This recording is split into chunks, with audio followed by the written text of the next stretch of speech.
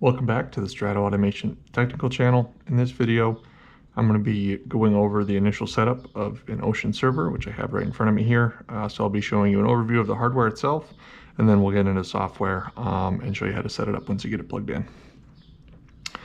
So, like I said, this is an OCN server. This is the standard one. There are some variations in the actual hardware itself. So if yours doesn't look exactly like this, don't be alarmed.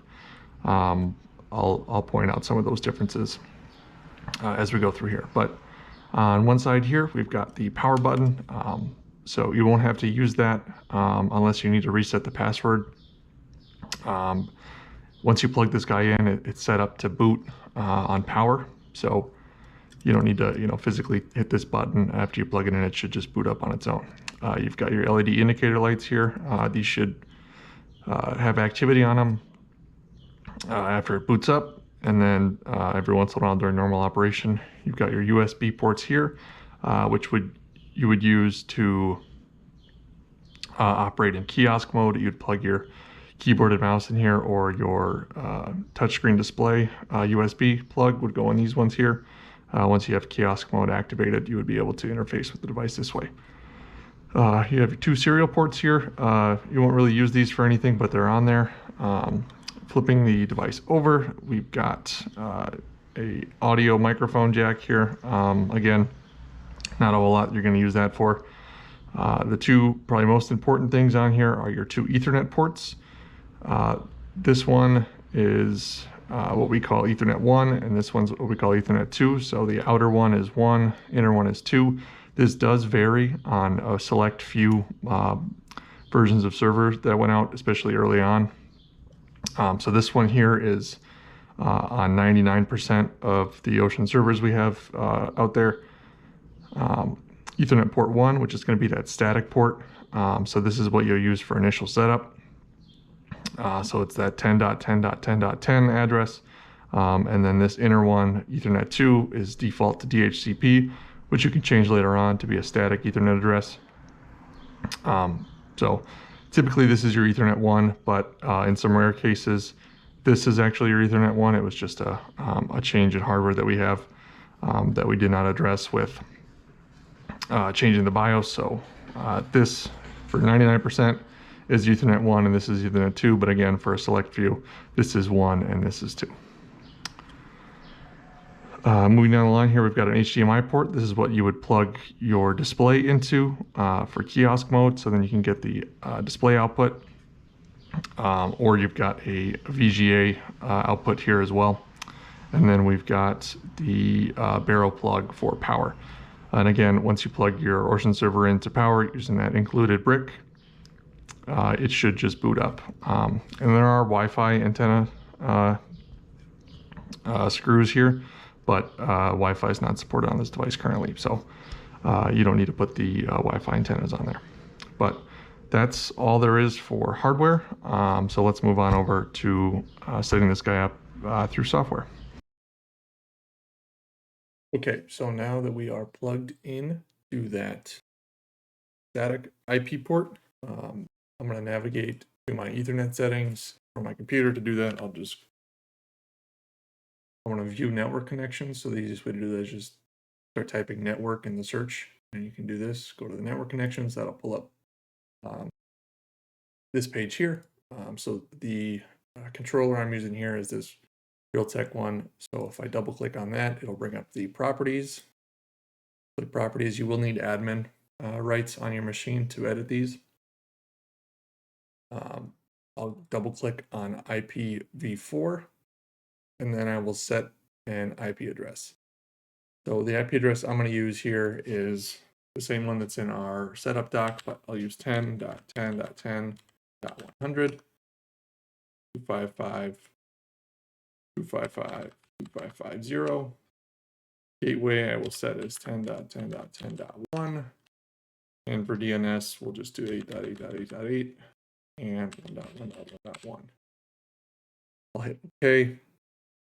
OK, and close. And now we will move over to Google Chrome here. So I will try to connect to my server. So because I've set my IP address, I should be on the same network as my server. 10.10.10.10. That's the static IP port. You'll see, boom, it takes me there.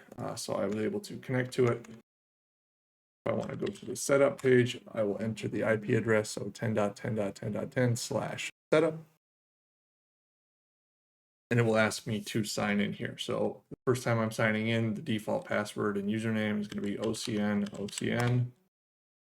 First thing it's going to ask me to do is to set up a password. We recommend setting a strong password so somebody doesn't get in here and change all your settings or delete stuff. So I will set the password.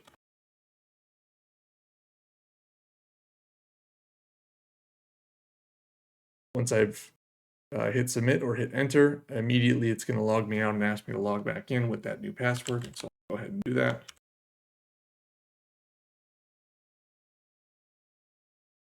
Then it'll confirm and say reset successfully, and I can return to the setup. And now I'm into the setup menu for my server. One troubleshooting trick we recommend, certain versions of the server, especially older versions, where the Ethernet port layout was not the same.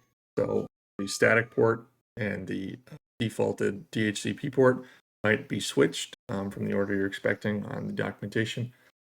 One thing you can try is if you're plugged into the one you thought was the static one and you're not getting any activity and you can't ping it or reach it through your browser, the quickest thing you can try is just try the other port and see if, for whatever reason, your server is a little different. We have seen a few of them, especially the older servers that went out, they were switched. But another thing you can do here is if I go in and I type CMD to open a command prompt, again, you will need admin rights for some of this stuff, but I type the command ARP -A. What this will do is using every network interface adapter, it'll show me which one it is based. So you'll see that 10.10.10.100 that I set that I'm using to try to connect to my Ocean server. You'll see on the network, it's reporting that there is that 10.10.10.10 physical address out there. If I were to type this and I saw that this interface was here and there was no server, like if I do that again and I unplug it, we should see that one. So I'll refresh it here, ARP-A, and you'll see that because I unplugged it, the only two things on the network were my computer and the Ocean server. All that has dropped off and it's no longer there. So if I set it up and for whatever reason nothing was out there, you would see that it's not showing up. So something to use, a tool to use to check and see if there's anything going on your network, or if you have something in the wrong port or configured incorrectly causing a conflict. Now that I'm in my server here, the first thing I'm going to want to do is, if I'm not already online here, I'll need to figure out a way to get online here so that I can update my server. If that's not a concern for you, or you're already on the latest version, you don't need to worry about that. But if I want to be able to use the dual NIC setup here, you'll see we're currently connected at this static one that I cannot change back to DHCP. This is the forced to be static or a rescue port, whatever you want to call it. But I can change anything about Ethernet 2 here. So default is DHCP. So that's a really easy way to get it online. As long as my network doesn't have a firewall that's going to block any unknown connection I plug in. If I leave this on DHCP and I plug it into either an ISP router or however I get my internet on site, I plug that in there and I go back to general, I might need to refresh the page, but it should say online, and then I can go ahead and update the server. Otherwise, you may have been given a static IP address, IP information from the IT on site. So if I set this to static, I can go ahead and set the IP gateway and then DNS information, subnet mask. And what that's going to allow me to do is then have a static IP address on that Ethernet port, which will show up here under my local IPs, and that's what I can also use to connect to the server instead of having to use this 10.10.10.10. So it just depends on how you want to set up your network on site. Whether you're going to do all your backnet stuff through the static port and keep that separate from your customer's network, or if you want to do everything to conform to the customer's network using a static IP address they give you. Same goes for your router and any other IP devices that would have to conform to their network settings. But once I've got all my network stuff set up, I can also move on to time zone. So if my server is connected to the internet, the easiest way to set this up would just be select my region and then submit and reboot. Leaving it on automatic, this will track any time changes with daylight savings. And I won't have to worry about my schedule being off for that. Otherwise, if I set it on manual, I will set the time, but that also means I'm not going to get those time changes automatically for things like daylight savings, like I said. As far as license and all this other stuff goes up here, you shouldn't have to manage any of that to start. License, your server should be licensed when you get it. If it's not, reach out to support and we'll work on getting you the license information. SSL VPN, if you want to set up remote access, you can use the embedded OpenVPN. However, you'll need to set that up. We have another video documentation to support that as well. And then backup and restore. This is where you can either load the server information from a previous backup or back up the current server. So all the information on the server, basically downloading a clone of all the data on that server. And then containers, this is where I can stop and start everything that's running. So the only thing that's not running by default is going to be your Wireshark because it's pretty resource intensive. So we recommend only starting that. When you want to use it, don't just leave it running all the time. You're just going to chew up CPU resources for seemingly no reason. And then everything else can be stopped or start from here as well.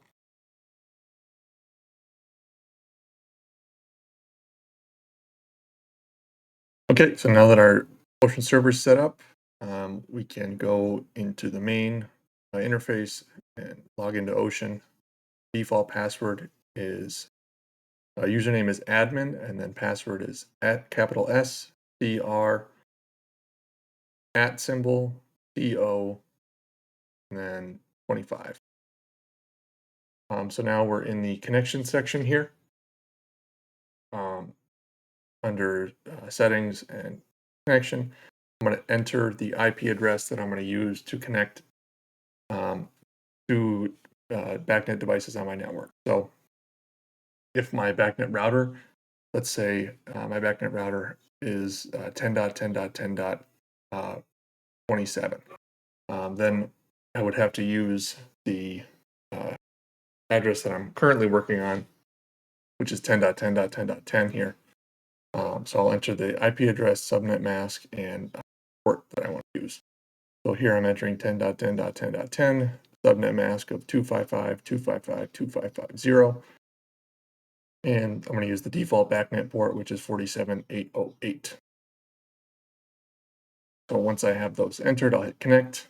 It'll tell me successful, give me the which IP address and port, and it'll also generate a connection ID.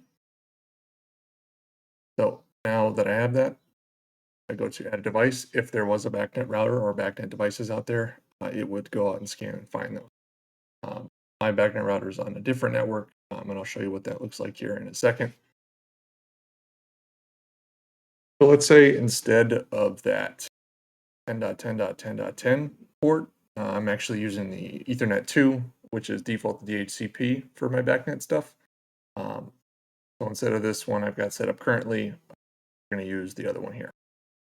So I'll need to know what that IP address is, if it's on DHCP, or if I've set it up as a static IP address. So if I go back to my setup here, you'll see under local IPs, using DHCP, it gave me the IP address of 192.168.1.177. So that is what we'll need to input over here back in the connection, if that's the IP address and that's the port I want to use for my backnet stuff. So I can leave the 255.255.255.0 and 47.808 and hit connect. You'll see 192.168.1.177, port 47.808. successful, and it generates a new connection ID. And this is great because that's the network that my backnet router is on with all my devices here. So now that I've got all that set up, I can hop over to systems, and if I hit this plus to add device, you'll see devices actually start to populate and come in. So then I can go and start adding devices and begin configuring and doing all my programming, and I'm off to the races. So that's how you set up your Ocean server.